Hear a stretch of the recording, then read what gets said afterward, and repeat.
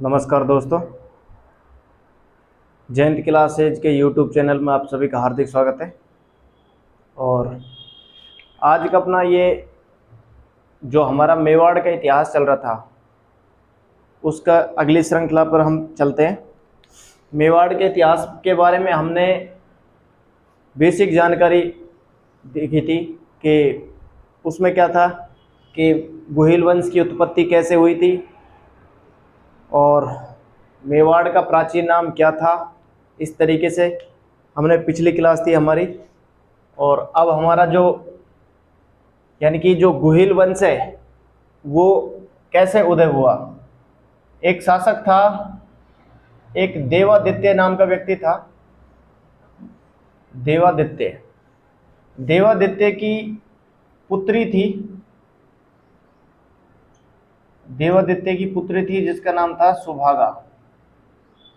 सुभागा देवी। देवादित्य की पुत्री थी सुभागा देवी।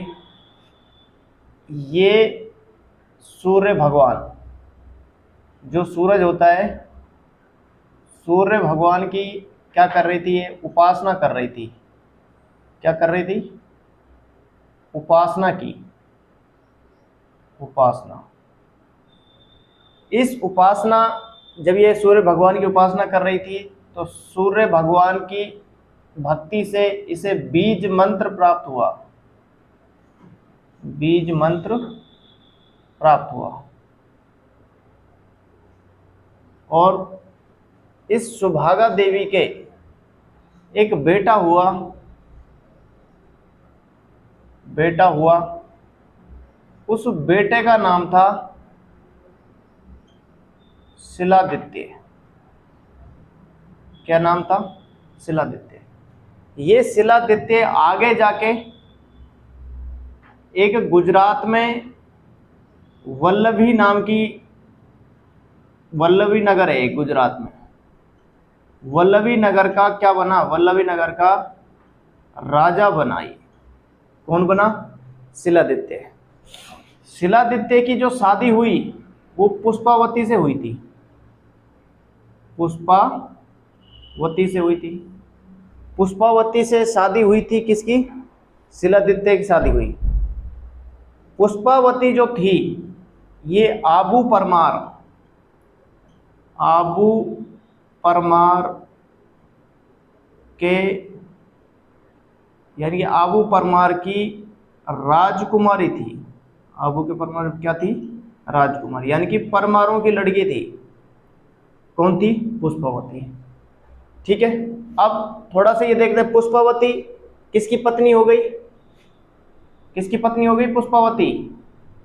ये शिलादित्य की पत्नी हो गई पुष्पावती। देवादित्य की पुत्री सुभागा देवी, इसने सूर्य भगवान की उपासना की तो इसको बेटा हुआ शिलादित्य। शिलादित्य वल्लभी नगर का राजा था। इसकी शादी होती है पुष्पावती से। आबू परमार की राजकुमारी रहती है। ये क्या रहती है? आबू परमार की राजकुमारी। अब देखो आगे,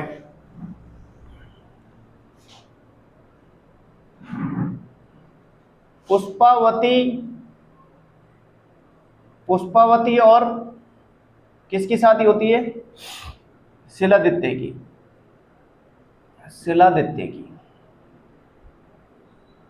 दोनों की शादी होती है। दोनों से एक रत्न पैदा होता है जिसका नाम रहता है गुहादित्य। आपको और भी इसका नाम मिल सकता है, गुहिलादित्य। क्या नाम मिल सकता है? गुहिलादित्य। गुहिलादित्य जो मेवाड़ के अंदर, यानी कि मेवाड़ में जिसका प्रागवाट नाम था प्राचीन, मेवाड़ में 566 ईस्वी में गुहिल वंश की नींव रखता है। किसकी नींव रखता है? गुहिल वंश की नींव रखता है। कौन रखता है? गुहिलादित्य।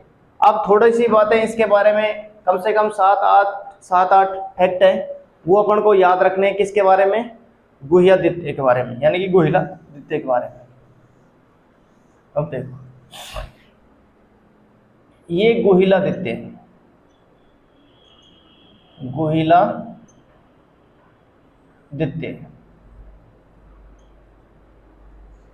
पहली दो बातें तो क्या है, गुहिल वंश का संस्थापक,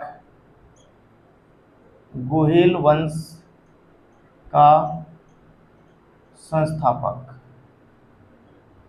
गुहिल वंश का संस्थापक कौन हो गया, गुहादित्य हो गया। एक तो हमें ये याद रखना है, संस्थापक हो गया, ये कौन हो गया, संस्थापक हो गया, अच्छी तरीके से याद रखना है।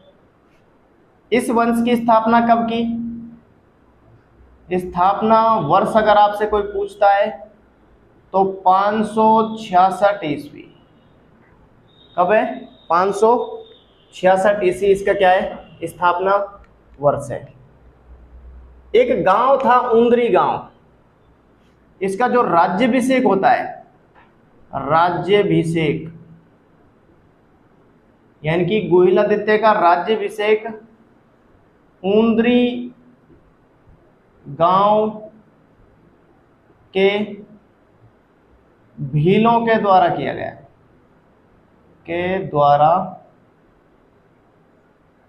गया, उंदरी गांव के भीलों के द्वारा किया गया।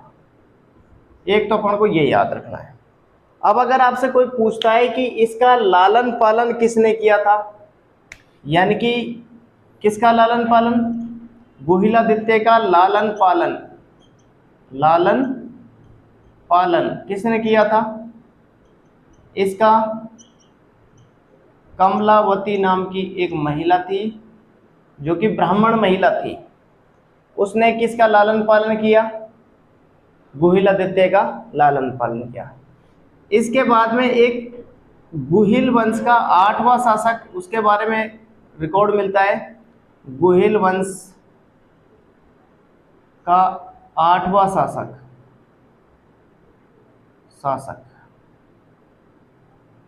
वो रहता है नागादित्य,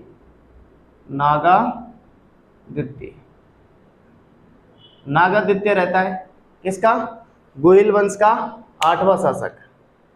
देखो हमने गुहिल वंश के बारे में पढ़ा, गुहिल वंश का संस्थापक कौन था, गुहिल वंश का संस्थापक कौन था, गुहिलादित्य। स्थापना वर्ष क्या है इसका, 566 ईस्वी में।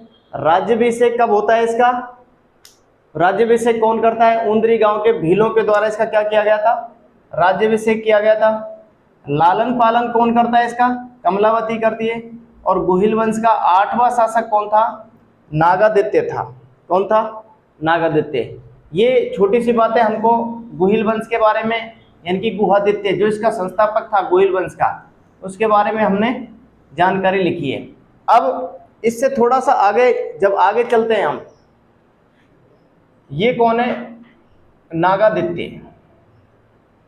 अगला शासक कौन है, नागादित्य, यानी कि गुहिल वंश का कौन सा है, कौन से नंबर का है ये, गुहिल वंश का 8वां नंबर का शासक है ये।